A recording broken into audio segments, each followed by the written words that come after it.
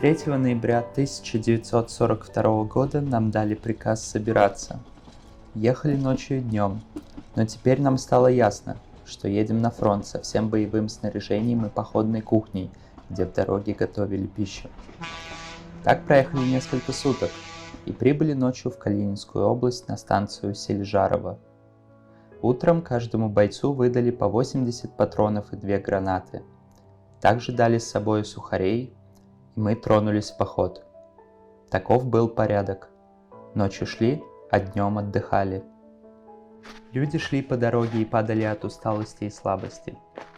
Были также случаи самострелов, так как не могли тяготы больше вынести и не хватало сил. А у меня лично было такое предчувствие, хоть я и слаб, и чувствую усталость, но как-никак все к родине ближе. Всегда я просил Господа Бога и свидетеля Христова Николу, образ которого у меня был всегда с собой в кармане. Вот закончился наш мучительный поход. Наконец добрались до фронта. Шли 1,5 месяца, прошли 500 километров из Сележарова Калининской области в направлении Великих Луг. Вот мамина сестра говорила, что она жила с родителями вместе до конца их жизни, что хотелось ему сказать, высказаться, но он боялся. Боялся и не мог найти кому, и вот написал тетрадь. Хотя, говорит, у них деревянный дом на техникум до сих пор есть, и был подвал. И в подвале у него был такой, как не клуб, какие-то там, такие, видно, такие же единомышленники, иногда они там собирались и общались. Да нет, вот как-то не особо рассказывала. Я иногда вот вспоминала какие-то такие моменты были. А так, что подробнее, вот все это, когда я читала, вот я оттуда все это узнала. Я говорю, не знаю, когда он написал этот дневник, не видела. Через несколько дней нам дали приказ покинуть свои окопы, забрав все с собой. Это было в 5 часов вечера 21 декабря 1942 года. Мы поняли, что теперь идем на передовую линию огня выбивать немцев, которые на днях взяли деревню Алексейково. Места здесь очень холмистые. Мы стояли за холмом, а по ту сторону стоял немец. Сердце замирало от ужаса, что решается судьба моя и моих товарищей. Немец заметил, что русские наступают, и стал освещать местность ракетами. Ему все видно, как мы ползем, как черные жуки на снегу. Немец стрелял из минометов, но не в нас, а через нас. Только слышался пронзительный звук, как снаряды через нас летят. На линии огня вдруг настала полная тишина, как будто в ожидании чего-то. Расстояние между врагом и нашими войсками составляло каких-нибудь 100 метров. Вдруг на холме на немецкой стороне показался человек. Он стал кричать на эстонском языке, но не чисто по-эстонски. «Эстонцы, переходите к нам сюда!» На линии по-прежнему тишина. Не прошло и 3 минут, как среди наших солдат началась паника. Товарищи, подняв руки вверх, бежали в сторону немцев. Другие также последовали их примеру. Таких было все больше и больше. Я предложил своему лейтенанту воспользоваться моментом. Он ничего в ответ не сказал, но мнение у нас было общее, и мы также последовали примеру других. Филологи, многодетная семья, старовер. И мы жили на техника. Они, наверное, в 20-м году все переехали в Таллин, вся семья. И вот прадедушка, бабушка, мамина бабушка, моя прабабушка, прадедушка, и все вот братья и сестры, вот вся семья. Все переехали, и как-то вот район, кто-то в Тарту, пару братьев, а так все в Таллин. А когда переехал, сразу вот этот случай, он работал на Кунцарвитегас, там работал, и хороший работник был, с работы шел, маму провожал, тогда еще не были женаты, и говорит, на штромке под кустом я посплю, это я хорошо помню, никто у меня не вытащит ни кошелек, ничего, утром снова на работу. Близко, хорошо, это Кунцарвитегас. И штромка. Прошли 25 километров, и нас остановили у большого дома. Это был немецкий штаб. Далее ехали поездом целую ночь, а утром прибыли в город Полоцк в Беларуси. Снова пошли пешком в неизвестном направлении. Когда оказались на месте, увидели большой немецкий лагерь, обнесенный колючей проволокой. Утром 25 декабря комендант немецкого лагеря пришел нас поздравить с Рождеством. В один прекрасный день случилась большая радость.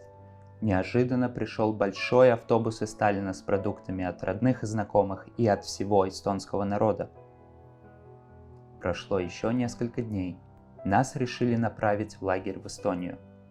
Теперь у каждого товарища в глазах была большая радость, ведь поедем в свой родной край, на свою родину. Поехали на свою любимую родину, о которой думали весь военный поход, надеясь, что каждый шаг вперед делает нас к ней ближе. 18 февраля 1943 года прибыли в город Виленди. Встретили с музыкой духового оркестра, играли эстонский гимн. Расположились на новом месте, помещение натопили, и стало тепло. Здесь жить нам стало лучше. Еды давали достаточно. Ну, это отрицательно, конечно. Это у нас до сих пор мы говорим. Он всегда говорил, это советское. Это он всегда говорил, что советское лицо. Это по-советски, это все это такое. Это не тот народ, это не тот народ. То есть как бы он считал, что они ему испортили это советская власть, и люди испортили ему жизнь. Все было бы по-другому. У него, у семьи, у детей, поколений. Проходит март. Погода стоит солнечная и теплая. Спустя несколько дней к нам приехало начальство, правители Эстонии, Мää и немец Лицман. Построили нас и произнесли речь, в которой сказали нам, что хорошо, что мы вернулись на родину, но этого еще мало. Надо вступить в ряды немецкой армии. Ну, что же, мы были согласны. От волка бежали, на волка и попали. Вся жизнь Родина. То есть я так понимаю, насколько я вот так и понимаю, и вспоминаю, и так каким-то рассказом, что была бабушка, мама, тетя, что если бы не случилось то, что случилось, он бы другой жизни не представлял. Так он и хотел всю жизнь здесь жить. В Таллине, может быть, где-то в пригороде, как-то. Другого ничего не хотел. Нравилось ему Родина. То есть он считал, то, что было несправедливо. Ну, в 40-м году ему было уже 33, то есть он осознанно, естественно, все понимал. Как раз вот только семья. И даже мама говорила, рассказывала, что бабушка как бы держали в тайне, но вот так рассказывала, что они должны были в Швецию уплыть. Уже как бы даже был договор, но вот что-то как раз вот 44-й, может быть, тогда не сложилось. 6 апреля 1943 года нас стали выпускать из лагеря. Через месяц мы должны были явиться в указанное место на сборный пункт. И вот в отпуске я находился уже 2 недели. Я стал думать, как мне избежать мобилизации в немецкую армию. На сборный пункт я не явился. Находился дома, будто был болен. За мной пришел фельдшер из воинской части. Он просил меня как-нибудь дойти до части. Я согласился и пришел к старшему врачу.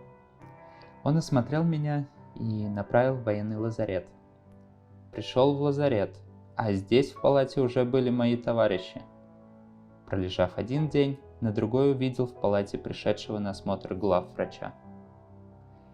Я не знал, на что жаловаться и на какую боль, ведь я же был здоров. И все-таки я стал жаловаться на боли в пояснице. Он осмотрел ее, но ничего не сказал. На другой день вызвали меня на рентген. Прошел еще 1 день, и опять меня направили на рентген. Прошло еще 3 дня, и из канцелярии прибежала девушка-переводчица и сказала мне: «Ты счастливчик, ты от военной повинности освобожден». И это для меня было неожиданной великой радостью. И так я жил до 1944 года. Семья моя была эвакуирована в деревню по случаю большой бомбежки Таллина. И, конечно, там, где мы жили на технике, это было такое время, что считали, что семья врага народа. И вот это все время в 49-м году, вот это уже по рассказам мамы, мы сидели, даже вещи были упакованы, все думали, сейчас придут, нас заберут и отправят в Сибирь. Но не пришли. Не пришли. 22 сентября 1944 года я пришел из деревни от семьи и сидел в комнате с папой. Сидели и помаленьку выпивали. Как вдруг слышим на улице грохот и шум. Вышел я из дома, вижу, как зашли русские танки. У меня настроение испортилось, но не так сильно, так как я все-таки был выпившим. Я подошел поближе к танкам, посмотрел на все это и вернулся обратно. Выпил еще порядком и пошел в город. В субботу, 14 октября, в 8 утра, я спал после пьянки на диване и услышал, что кто-то стучит в дверь. Я подумал, что, наверное, это какой-либо товарищ по пьянке, и открыл ее. Передо мной стоял военный в серой шинели. Я знал, что больше мне обратно не вернуться. Это был мой последний час свободы. Нет, им пришлось вот это, по этой причине развестись. Что вот как это, ну, все время так это нехорошо смотрели.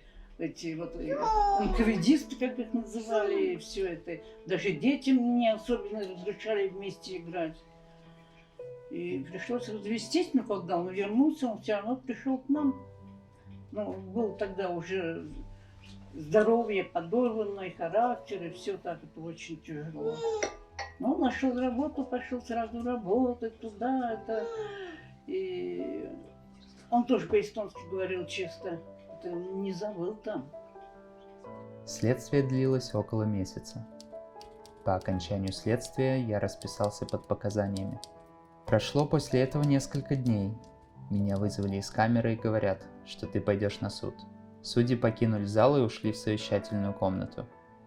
Через 10 минут суд вернулся и зачитал мне приговор.